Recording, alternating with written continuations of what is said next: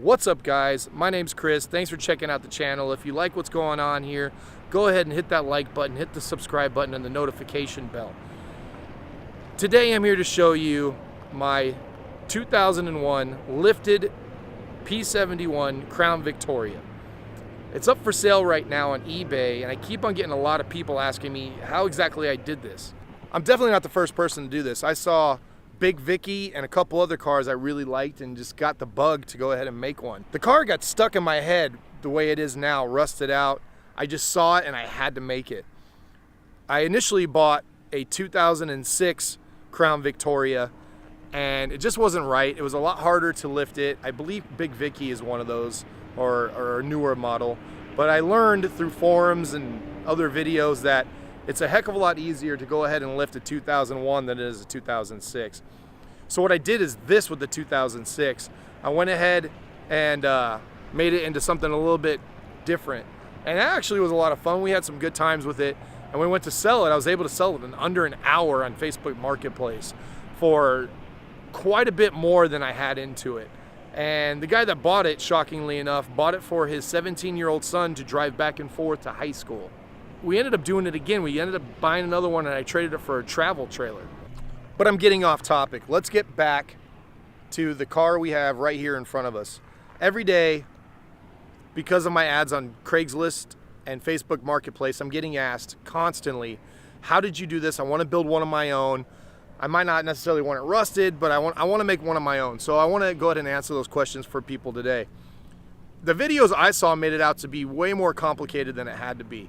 I simply bought the lift cups with the shocks from this website in the description below. I believe it was universalcarlifts.com.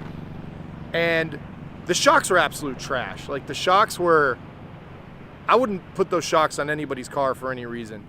And if I just would have got the lift cups, the kit would have been a heck of a lot cheaper. So I just left the original shocks that were on the car and went ahead and just put the lift cups on. And I was able to get this much height with these tires. The tires are the hardest part to find. The tires, to look like this, aren't just laying around everywhere. They're not exactly the most common thing. But I did find a set of them on the west side in Glendale, and the guy that had the shop just was in love with the car. He actually took a couple pictures with it and hooked me up on the price to get the tires, so they weren't too bad. I initially bought another set of rims to go on this car. Found some Mustang rims. I thought they might look good, and put some other tires on, and it just looked absolutely weird. I believe I have a picture of it. Here's the picture. And I didn't like the way it looked. I really wanted to keep the original rims and tires from the cop car and just make the tires as beefy as possible. Well, we got that look eventually, and it looks great.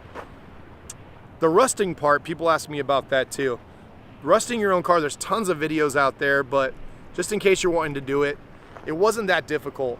The tricky part for me was you have to grind through, obviously, the clear coat, the paint, which this car was painted a couple times, so every layer of paint and the primer, and then you think it's bare metal, but it's not. There's an extra zinc layer that's protecting the metal from rusting, even if there's no paint on it. And once you get past that layer, you can spray your solution of hydrogen peroxide, salt, and vinegar on the car, and it's the most satisfying feeling ever to see the car immediately change colors right in front of you. It was a good time. Grinding this car down took a while, but spraying the car made it worth every bit of it. Now, if I had skills enough to be able to bend pipes and weld, I would actually make my own custom bumper and back bumper for this car, but I just don't know how to do that, and I don't have the time to learn it right now, unfortunately, or this thing would have custom bumpers on it as well. But the way it looks right now is pretty good. I think I really enjoy it, and I just wanted to answer some of those questions for some people. Now here's a good look at the car.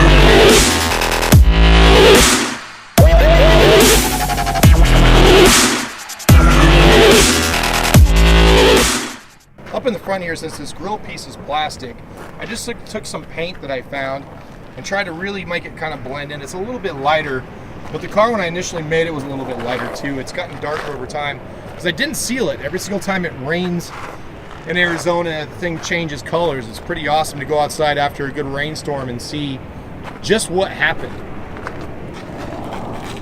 Now we had to cut out the wheel weld in order to fit these tires, and we welded back up some of the parts.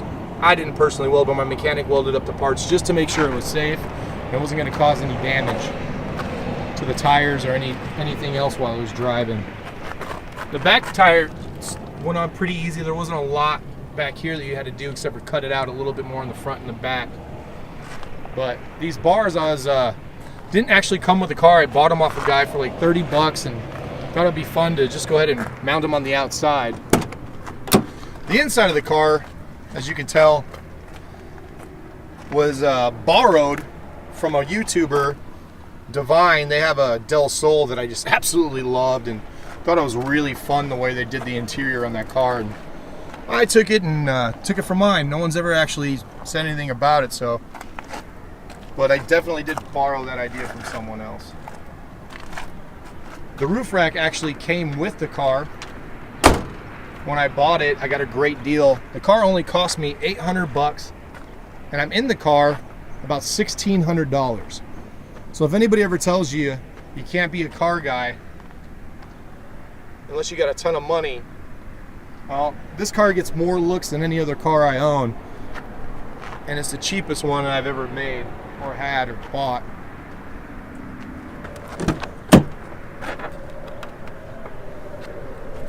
The interior of the car is pretty awesome.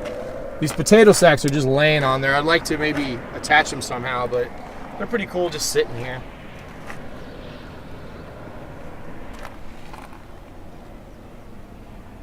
It's got a Bluetooth stereo in there I got from Walmart, whopping $20. I found the steering wheel. This was actually my ex-stepdad's steering wheel in his 1974 Chevelle.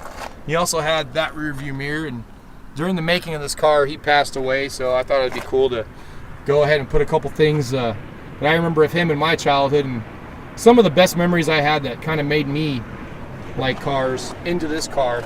So I went and found that steering wheel and found that rear view mirror and put it on here, and every time I get in, I kind of think of him, which is it's really cool. Well, I hope you guys like the car. I sure do. If you have any more questions or comments, go ahead and leave them in the comments section below, and I'll try to get to them just as quick as I can. I can't think of anything else I didn't answer about it. I mean, this car was pretty straightforward.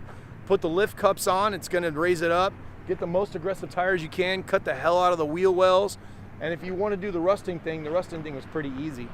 But like I said before, see, here's that thing where I didn't get through the zinc layer. If you leave some of it on, it gives this type of effect right here. I in some parts just cut it all off, and it looked real uniform. So when I came back here and got to the back end of the car, I kind of wanted a different look, and this looks more natural to me. Well, once again, thanks guys for checking out the channel. If you liked what you saw today, go ahead and hit the subscribe button, hit the like button, and go ahead and hit the notification bell, and hopefully we'll have more fun stuff like this on this channel coming up here in the future. Thanks.